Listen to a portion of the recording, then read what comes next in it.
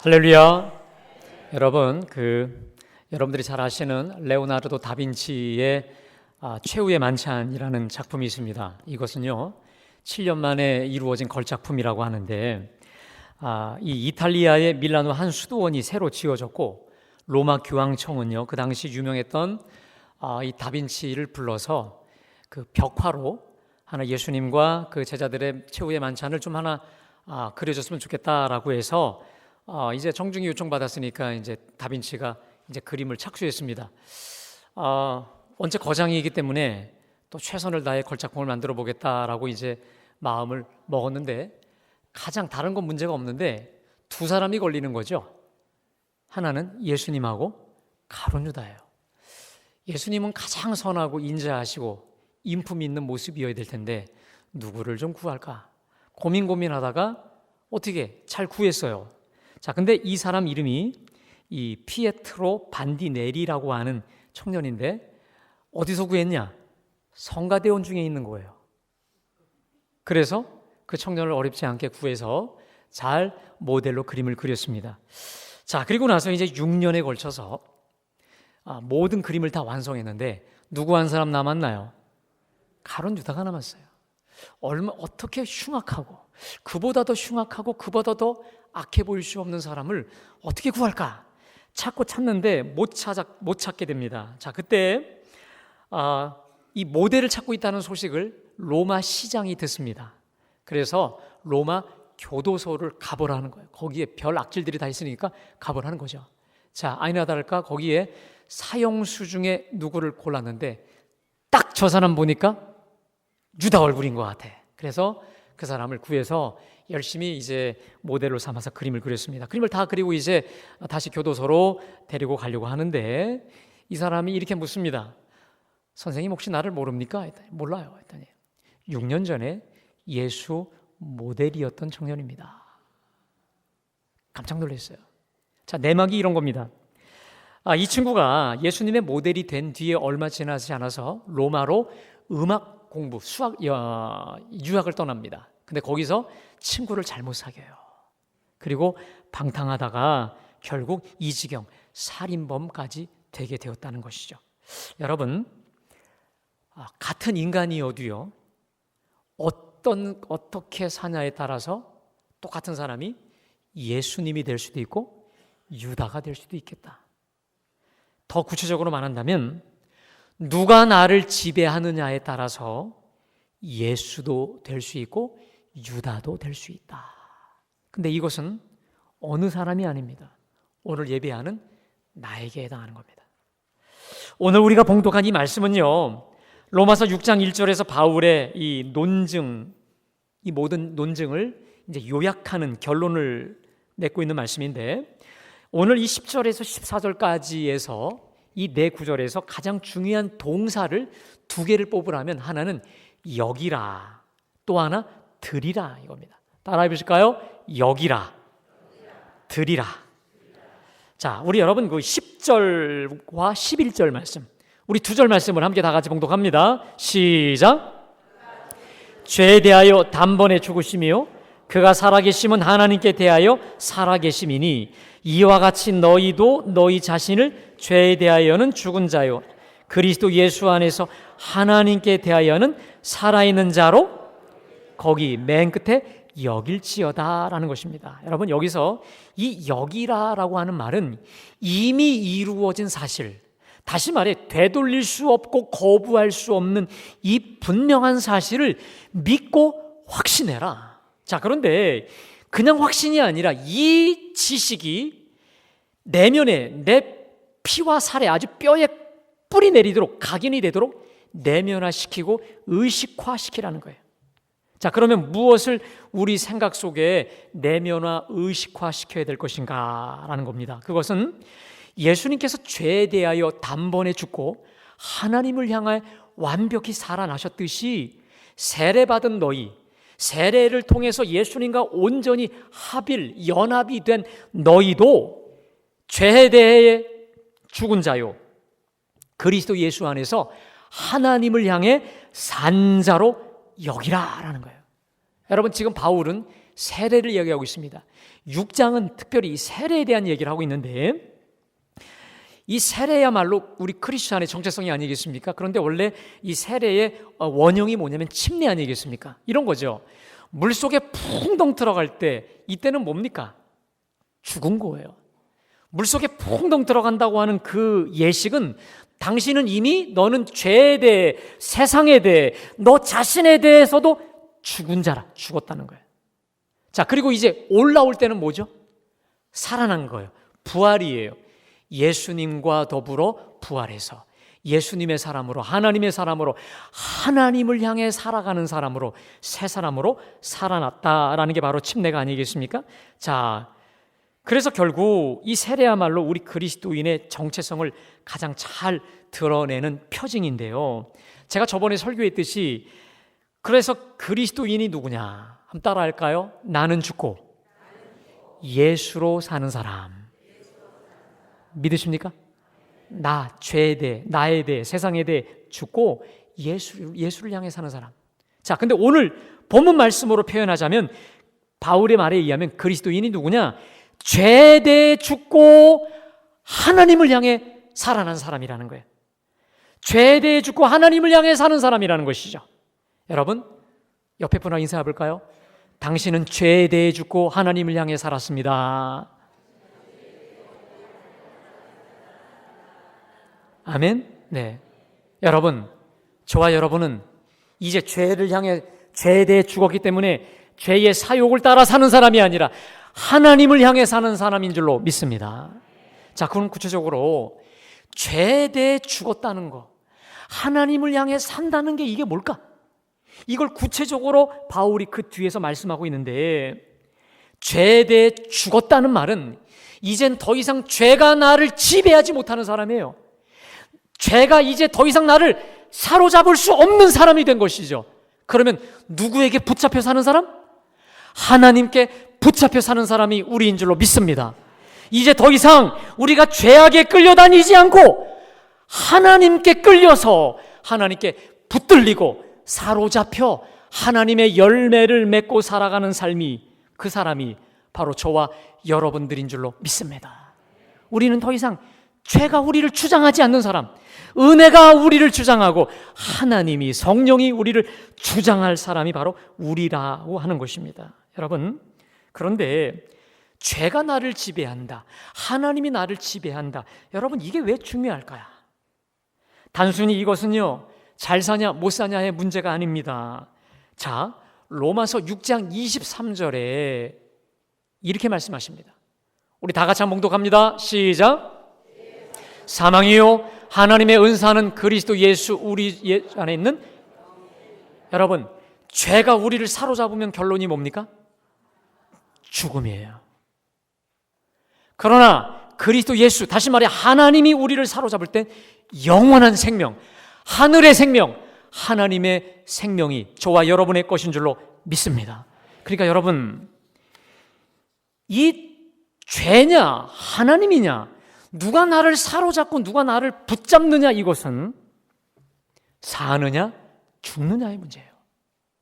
사냐 죽냐의 절박한 엄중한 문제라는 것입니다. 제가 설교 초두에 말씀드렸듯이 내가 예수가 되느냐 유다가 되느냐,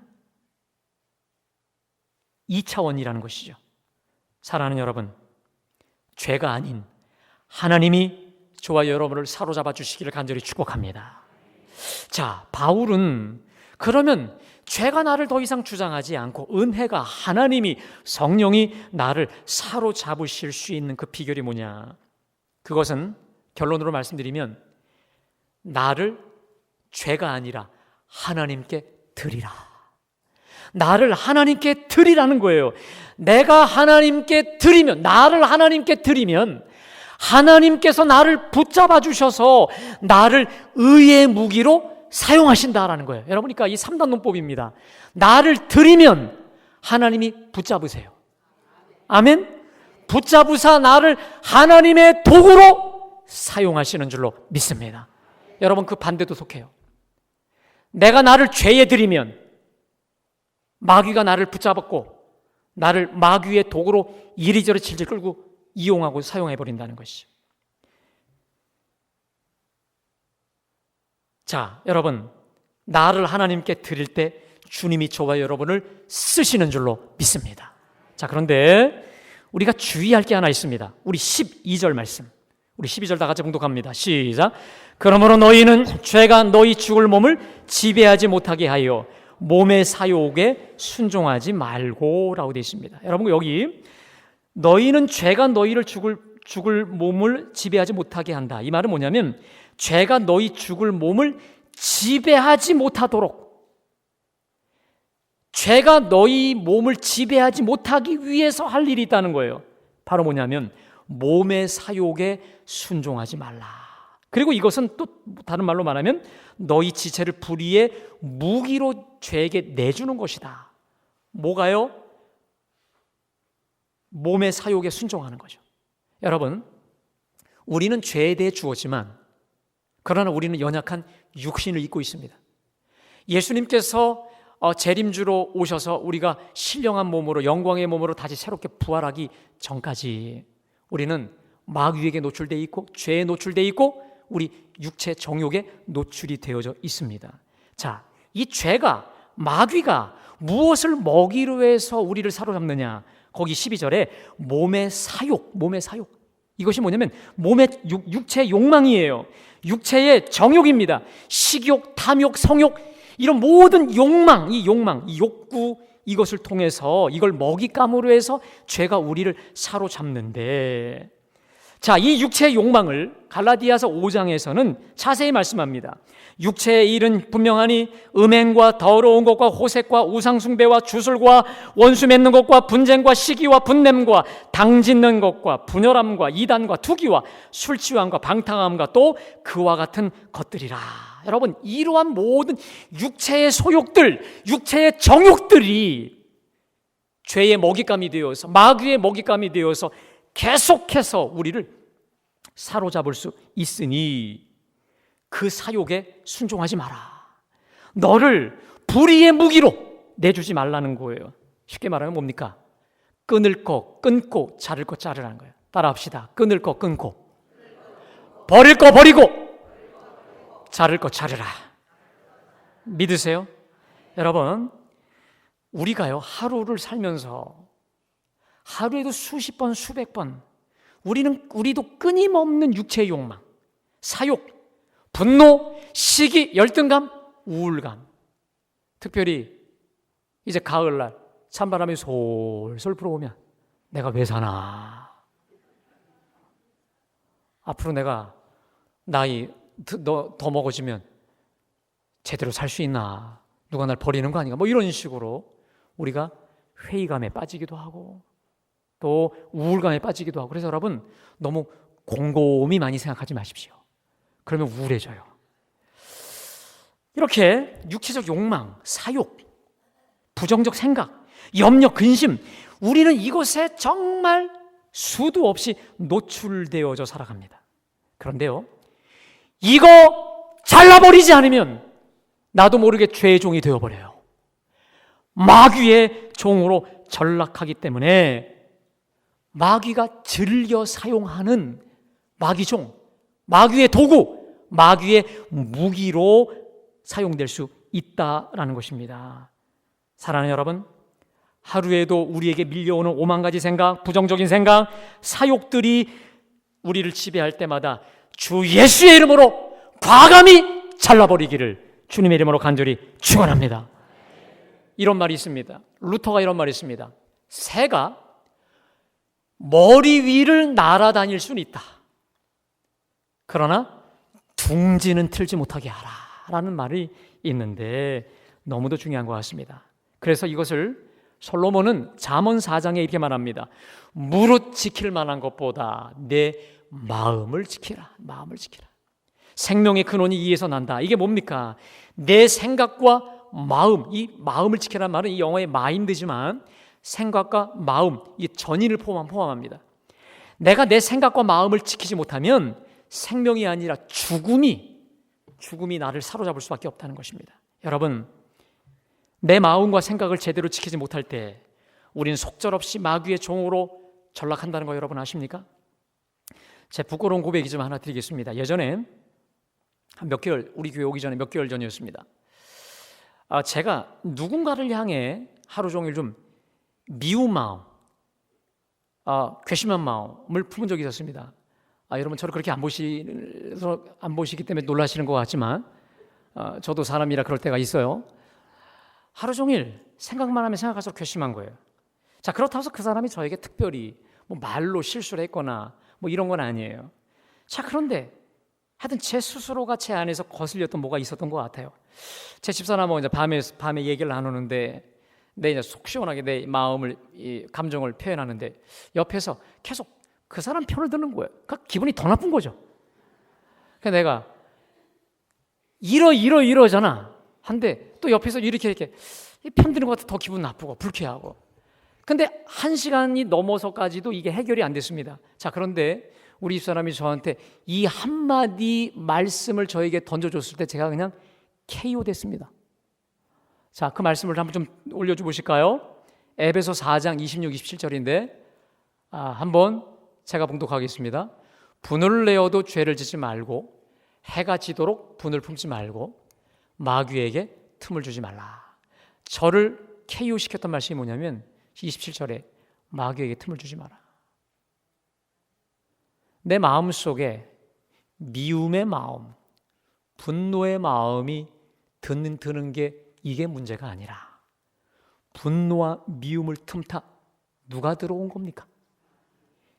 이 마귀 새끼가 들어온 거예요.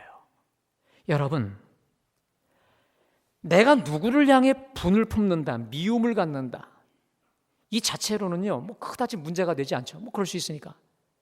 근데 더 무서운 것은 마귀는 그 틈을 노리고 있다가 그 틈을, 기회를 놓치지 않아요. 사랑하는 여러분, 분을 내어도 죄를 짓지 말며 해가 지도록 분을 품지 마시기를 바랍니다. 왜 그럴까? 마귀에게 틈을 주지 않기 위해서 그런 거예요. 이 마귀는요 어떻게 해서라도 틈만 생기면 치고 들어와요. 그게 수시로 드는 부정적 생각, 염려, 불안, 두려움, 미움, 분노, 시기, 질투, 우울, 육체의 정욕, 무슨 수를 써서라도 그 틈을 패짓고 들어와서 우리를 마귀의 종으로 이용하려 한다라는 거예요, 여러분. 그러니까 자기가 마귀에게 지금 종으로 놀아나고 있는지도 몰라요. 여러분, 정신 차려야 될 줄로 믿습니다. 깨어 있어야 될 줄로 믿습니다. 그래서 교회 공동체가 중요한 겁니다. 서로 정말 나단이 되어서 체크해주고 알려주고. 자긴 잘 몰라요. 여러분, 뭐에 잡혀있는 사람은 몰라요. 옆에 있는 사람이 객관적으로 지적해주고 짚어주고 알려줘야 돼요. 결단코 마귀로 틈을 용인하지 마시기를 간절히 축원합니다. 마귀가 한 길로 왔다가도 7길로 도망쳐버리기를 간절히 축원합니다. 여러분, 그래서 깨어 있어야 됩니다. 오늘 이 말씀처럼 죄가 너희 몸을 주장하지 못하도록 몸의 사욕에 순종하지 말고 너희 지체를 불의의 무기로 주지 말라는 거예요. 여러분, 자꾸 누구를 미워하죠. 자꾸 걱정 속에만 사로잡히죠. 나도 모르게 불의의 무기, 사단의 뭡니까? 무기가 되어서 무기에게 화살 계속 무기만 장착해 주는 것이죠. 여러분, 그 순간 미움과 시기와 질투가 있는 동안 잘라버리기를 간절히 축원합니다. 마귀에게 주는 먹이를 잘라버리는 거예요. 마귀에게 들어가는 무기를 그냥 완전히 그냥 차단시켜야 돼요. 그러지 않으면 나도 모르게 종으로, 무기로 전락해 버린다라고 하는 것입니다. 그렇다면 마귀로 틈을 주지 않고 우리가 하나님의 종으로, 하나님의 도구로 멋지게 아름답게 붙들림 받고 쓰임 받는 비결이 뭘까요? 그것은 우리 13절 다 같이 봉독해 봅니다. 시작. 불의의 무기로 죄에게 내주지 말고 오직 너희 자신을 죽은 자 가운데서 다시 살아난 자 같이 하나님께 드리고 너희 지체를 의의 무기로 하나님께, 따라합시다. 하나님께 드리며 너희 지체를 의의 무기로 하나님께 드리라. 그러니까 너희 전 존재를 하나님께 드리되 특별히 하나님의 의의 무기, 의의 병기로 드리라는 것이죠. 여러분, 나의 지체, 내 손, 발, 목소리, 물질, 나 자체를 하나님께 이 드리라는 말은 뭡니까? 전적인 헌신이죠. 정말 그야말로 드림이에요. 드림. 또 한편 전적으로 하나님께 나를 맡기고 위탁하는 것인 줄로 믿습니다. 전적인 위탁이에요. 연약한 나, 부정한 나, 사욕의 나, 걱정과 염려로 가득한 나를 하나님께 내어 드릴 때, 맡길 때 주님이 나를 사로잡아 주시고 책임져 주시는 줄로 믿습니다. 예전에 목욕탕을 갔던 적이 있었는데 자주 갔지 않습니까?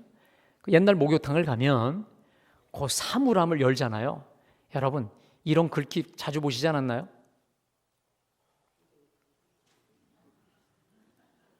보신 적 없으십니까? 근데 이 말씀을 준비하다가 이 글귀가 그렇게 복음처럼 들려오는 거예요. 귀중품을 사무실에 맡기래요. 맡기지 않는 물품은 뭐 하지 않는다? 이게 우리 하나님께도 그대로 적용되는 것 같습니다. 염려가 나를 지배하려 할 때마다 불안한 나를 송두리째 주님께 맡겨드리면 베드로서 5장 7절에 이렇게 말합니다. 너희 염려를 다 주께 맡겨버리라. 이는 그가 너희를 돌보심이라. 아멘. 내 전 존재, 불안한 존재를 주님께 맡길 때 주님이 나를 책임지신다는 거예요. 어느 목사님은 미래를 향한 걱정이 쳐들어올 때마다 아주 미친 듯이 붙잡는 말씀이 에레미야 29장 11절, 제가 저번에도 고백드렸듯이 여호와의 말씀이니라. 너희를 향한 나의 생각을 내가 하나니 평안이요 재앙이 아니니라. 너희에게 미래와 희망을 주는 것이니라. 여러분, 자꾸만 가을바람이 솔솔 불고 어두워지고 추워질 때마다 여러분들이 이 이상한 생각이 들 때마다 이렇게 이 말씀을 선포하십시오. 너희를 향한 나의 생각은 재앙이 아니라 평안이라. 아멘. 저와 여러분을 향한 하나님의 생각은 평안인 줄로 믿습니다. 미래와 소망의 생각인 줄로 믿습니다. 사랑하는 여러분, 제가 저번에 여러분에게 이렇게 말씀드렸죠. 가장 좋은 악기를 가장 좋은 상태로 유지하는 방법이 뭐라고 했습니까? 최고 연주자에게 뭐 하는 거다? 맡기는 거라고 말씀드렸잖아요. 왜? 잘 관리하니까, 최선으로 하니까. 한번 사는 우리의 이 존귀하고도 아름다운 인생을 가장 잘 아름답게 가꾸고 또 잘 변화시킬 수 있는 그 방법이 뭘까? 그것은요, 우리네 인생 최고의 정원사 대신 전능하신 하나님 손에 나를 전적으로 맡기고 내어 드리는 것인 줄로 믿습니다.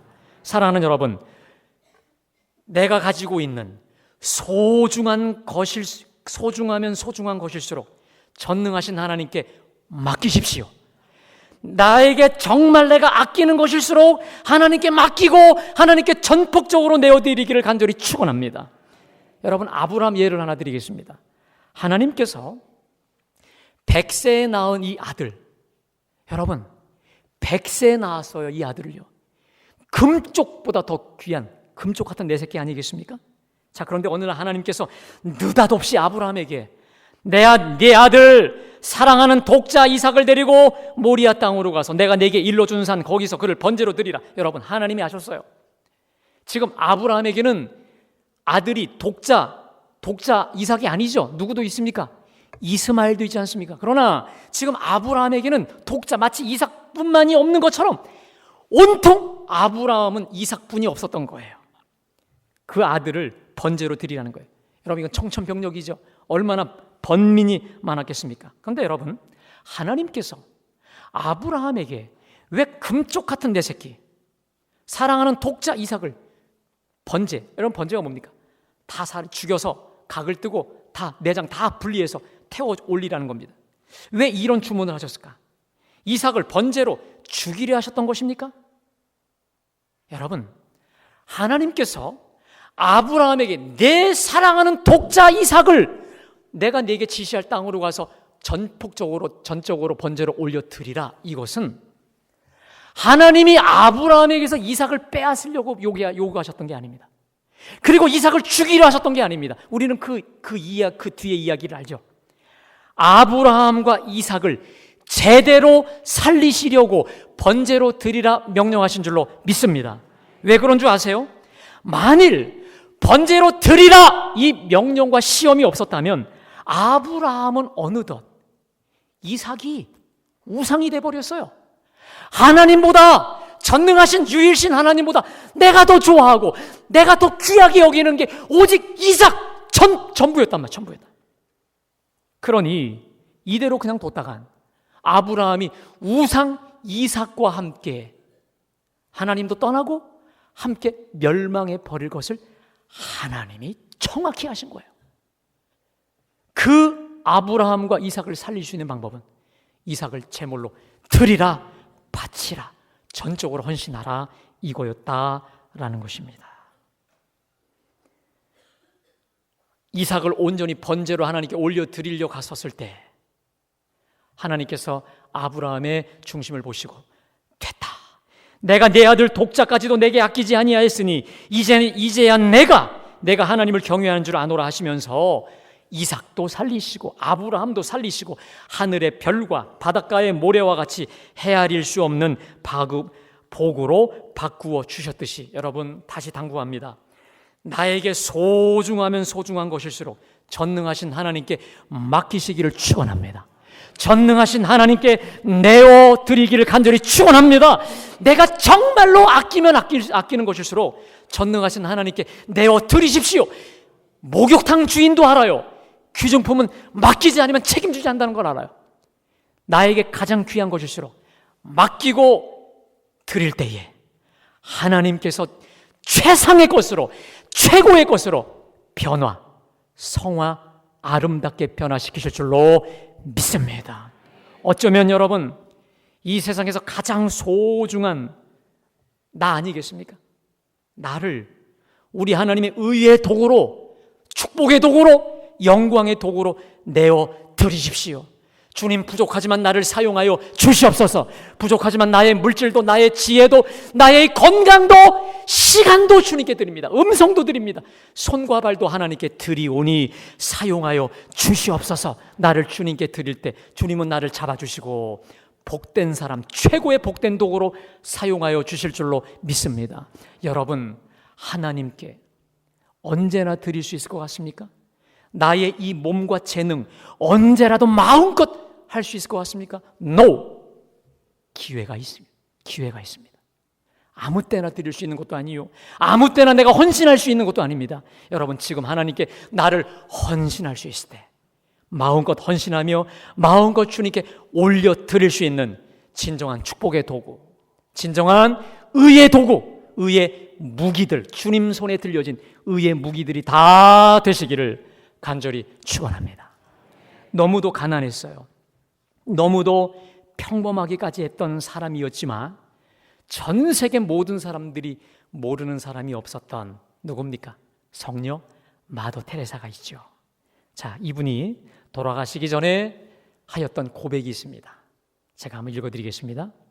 나는 하나님 손에 붙잡힌 몽당 연필에 불과합니다. 그분이 쓰시고 그분이 생각하시고 그분이 결정하십니다. 나는 그분의 손 안에 있는 작은 몽당 연필입니다. 사랑하는 여러분, 몽당 연필이 손에 쥐어져 있듯이 주님 손에 붙잡히고 주님이 마음껏 쓰시고 사용하시고 그리실 수 있는 주님 손에 붙잡힌 몽당 연필들이 다 되시기를 주님의 이름으로 간절히 축원합니다. 축원합니다. 자, 오늘 주신 말씀 기억하시면서 우리 찬송가 213장, 여러분 우리 가사를 기억하시면서 가사를 생각하면서 하나님께 마음으로 찬양하기 원합니다.